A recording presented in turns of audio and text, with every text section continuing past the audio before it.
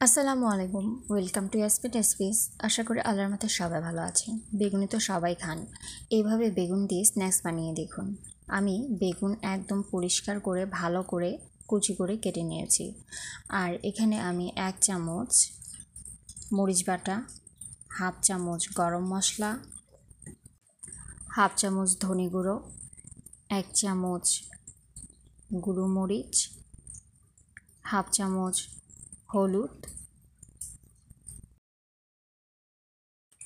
স্বাদ মতো লবণ, মসুরের ডাল বাটা 1/4 কাপ নিয়েছি আমি, হাফ কাপের মতো চালের গুঁড়ো নিয়েছি,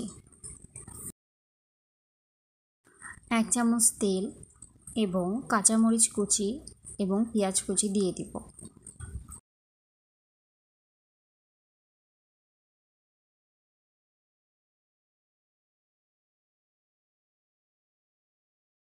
কেটে রাখা বেগুনগুলো দিব এবং স্বাদ মতো আমি চিনি দিয়ে দিব।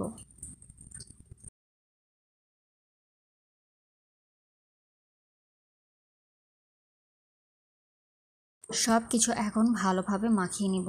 বেগুন থেকে পানি বের হইতে পারে। হাফ কাপ চালের আটায় যদি না হয়, পরে আপনারা আবার একটু চালের আটা দিয়ে দিবেন। আমার লেগেছিল, আমি আবার পরে 1/4 কাপ চালের আটা দিয়ে আবারও মেখে নিয়েছিলাম।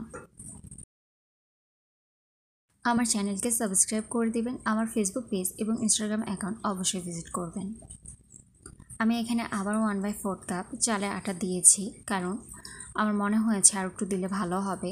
আর তেল গরম করতে বসিয়ে দিয়েছিলাম, এখন এগুলোকে আমি দিয়ে দিব।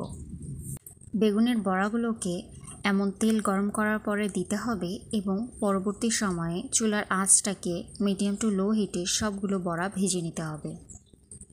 বেগুনের এই বড়াটা খেতে অনেক মজা এবং অনেক তাড়াতাড়ি তৈরি হয়ে যায়।